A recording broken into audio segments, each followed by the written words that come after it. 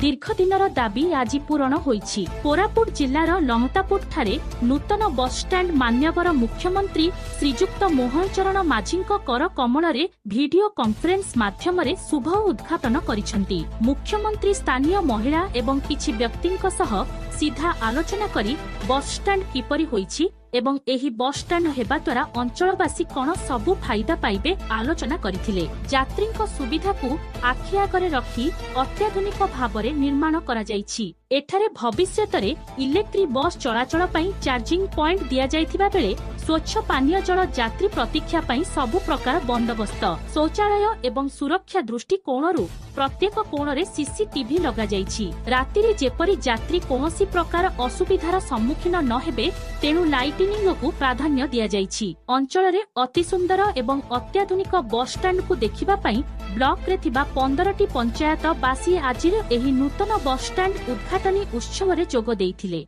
कोरापुट जिल्ला लमतापुरु शिव बिशोईଙ୍କ रिपोर्ट श्रीक्षेत्र न्यूज।